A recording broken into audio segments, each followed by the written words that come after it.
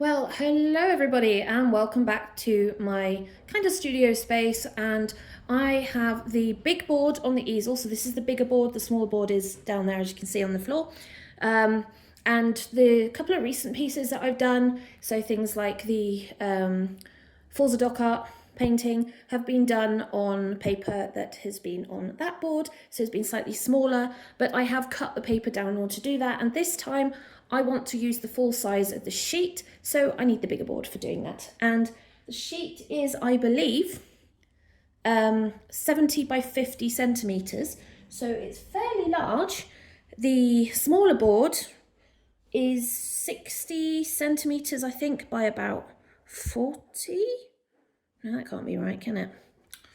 It's something close to that. It's not that far off, but it does mean I don't get to use the whole size of the sheet unless I use the big board. Now, the lightweight easel it's on doesn't really like this. This is a piece of hardboard, so it's quite weighty, and my easel took some damage courtesy of a four-legged furry animal named Ava when she collided with it while hurtling through the room at top speed, and she knocked it over with the big board on, and unfortunately that bent the hinge on the back leg of this easel, and now this easel struggles to cope with the weight loading of this board. So I've re-supported the leg and stuff and fixed the hinge, so it is able to hold this at the moment, but I'm not really putting anything really heavy on it anyway, so that's fine. So we have here, this is our piece of Fabriano. So this is watercolour paper. I don't know whether or not, if I hold it like that, can you guys see? It's like, yeah. No, you can't. But at that size you can. So this is how big the actual piece of paper is. So what I'm going to do is get this mounted up. The Fabriano has the same impressed pattern on both sides. I've looked and looked and looked, and honestly, even with my eyesight, I can't really see any difference between whether one side is heavier than the other. So it won't make much sense. I am going to be mounting it curling inwards, and that's because once I start adding water and stuff, it will buckle, but eventually it will also straighten out again. So I'm just going to pop it down the bottom. I've also got this. This is my 48mm wide masking tape, so I use this for most of my larger pieces just because they need that extra oomph to hold it. So I just tear off little bits and stick them to the corners.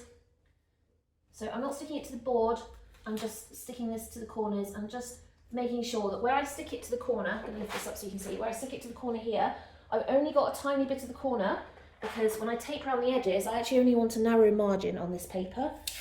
The last paper I had no margin at all, but I do want one on this one, just because it being slightly bigger and on the heavier board, it needs a bit more support, and it can't really do that without taping the edges, which means I will lose some of the edge of the paper. So there's our first two corners. So we'll lift this up. Nothing's ever straight with me, so it makes absolutely zero difference about whether or not this is going to be straight. I want this fairly high up because it's easier for me to work when it's at my kind of face level. So I'm just smoothing out the tape and sticking it round, and then getting my nail in and creasing along the tape line for the corner, and that helps it stick and hold that corner. Same on the other side. I'm being really careful. This board is covered in pastel dust from previous paintings and charcoal. You see, that's just from touching the board. And I want to be really careful because I don't want to get that on this paper too much. It doesn't matter if I do, I'm painting over it. So that's not going to matter too much. We'll do the same, just little bits of tape in each corner just to secure it. Just going to press it flat when I do that, and then across. We haven't come to the fun part yet, which is texturing. But for the short bit, we'll just do the important bit, which is actually securing it. This point in working with paper is the most important. It's securing this as flat as possible and as strongly as possible, because you don't want it moving while you're working. And when it does buckle with the amount of water I like to throw on my work, and it will do, even watercolour paper will do, I can pre-wet this. And sometimes I'll do that. I'll chuck a couple of sheets in the bath, pre-wet it, hang them up to dry, and then put them back in the folder for use at some point. This is a pre-wetted one, but as you will see when I'm working, it will still buckle, but don't worry about it. Absolutely, do not worry about it. The other advantage is, as soon as I put the gesso modelling paste on, that kind of acts a bit like, I'm trying to think, plaster of Paris. Like if you put a thin layer of plaster of Paris on something, it will stay flat because the plaster is holding it flat as a solid object, so that's quite handy. So for some odd reason I always do bottom, top, and do the long ways and then the short sides. I don't know why, I just seem to prefer it that way. So we're just going to take this down. I want a very minimum amount of border, but I need to make sure it covers where my 2 corner tapes are, otherwise I will end up with a triangle, which won't be particularly handy. Right, so secure it along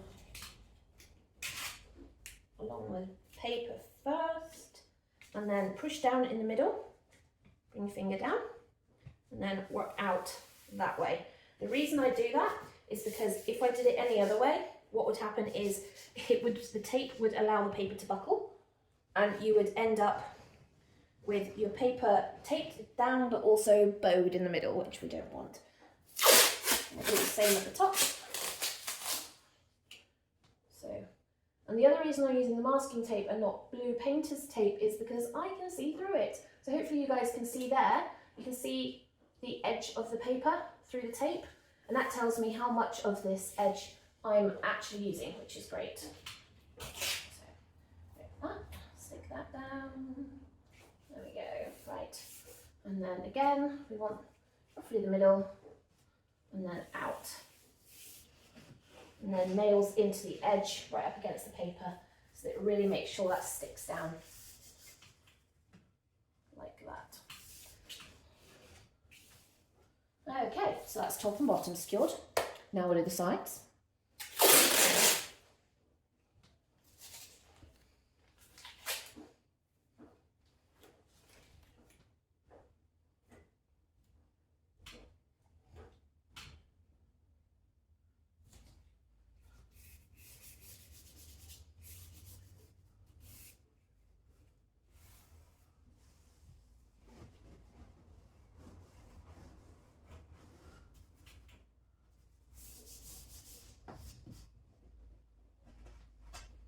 One more side to go.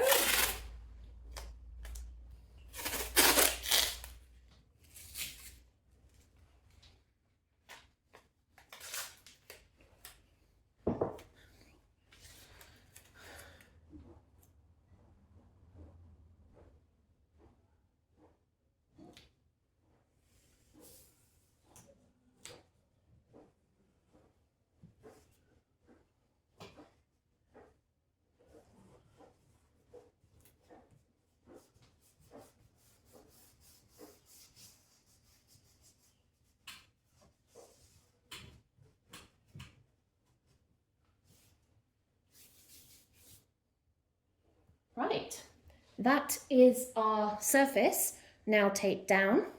So I'm going to dig out the modelling paste in the gesso, and then we will have a bit of a play with creating the texture. I'll probably bring you in so you're a bit closer so you can see what I'm doing, and I'll show you some of the fun tools that I use to create texture. Right, as you can see, I have moved you closer. You can see the multiple shadows of the phone, so you know that that's where you are. And what I have here is my little pot, and in there is a mixture of modelling paste and white gesso. So I mix it up. The modelling paste can be a bit heavy body sometimes for just working straight with. So I like to add the gesso. Also, the gesso has a very fine ground powder in it, which is great for the pastel to adhere to. So between the two, when they mix together, it makes a really great ground. So I'm just going to slap this on. I need to find the brush. I've got so many brushes. So this is, you'll recognise this is my splatter brush. I like using this because it just gives me any old texture, and it's great just to kind of put it on. So I just literally scoop it onto the brush and then just apply it, and you can see almost straight away kind of bits of grit. You can see the lines of the brush, and basically we just use this to cover the canvas in different places.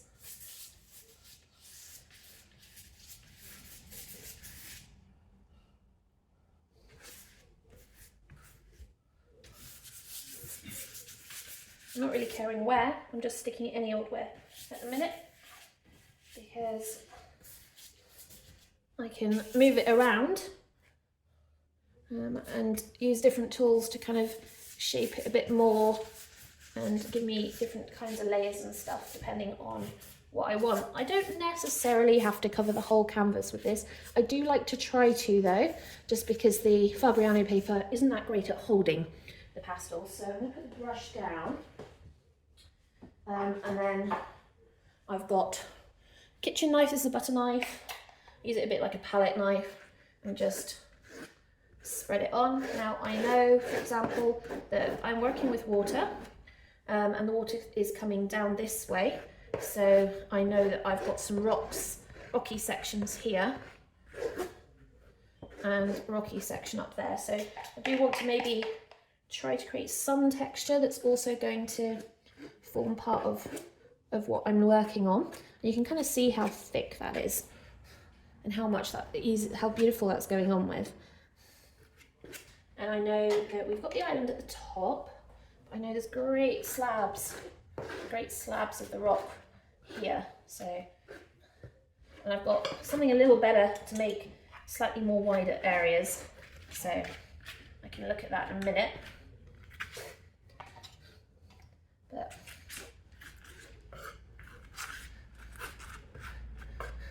it's funny because the butter knife's got like a, well, it's not really a butter knife, it's just a knife, but it's got a little bit of a grated edge, and occasionally that just kind of comes out.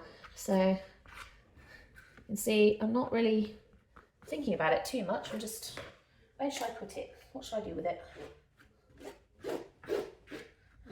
I know that water's coming that way, so we can try and kind of focus some of these shapes going that way.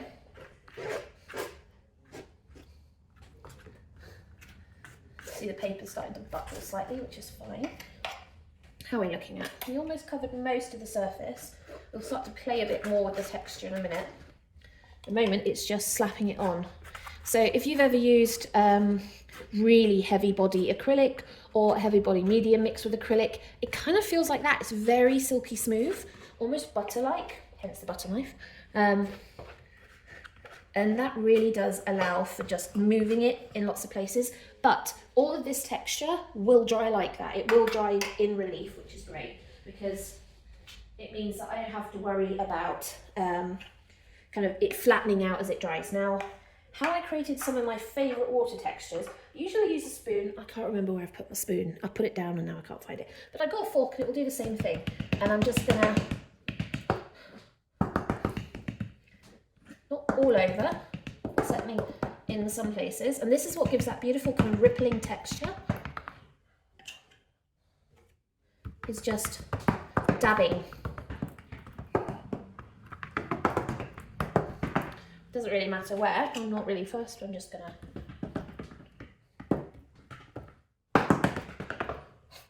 go mad. I've got to use now that I've got it in the pot, I can't really put it back in one pot together. I could, but it really doesn't mix very well when you do that. So ideally I need to use all of this. And actually, probably not good. I need to make sure that, obviously we've got our, I've got to kind of slightly brush over some of it so that it kind of moves slightly.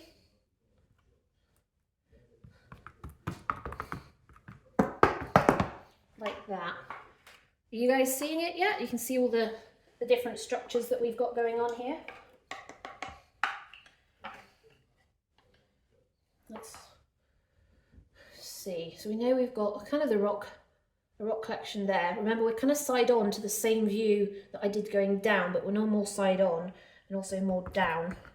So actually, it might be nice just to do that. I've also got obviously forks, so I can do lines, but I'm not always sure that lines like that work really well.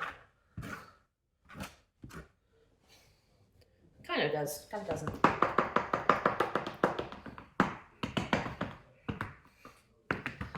That's why I absolutely love this stuff, because it's just, it makes a really great ground for pastel, but also you can get all this texture.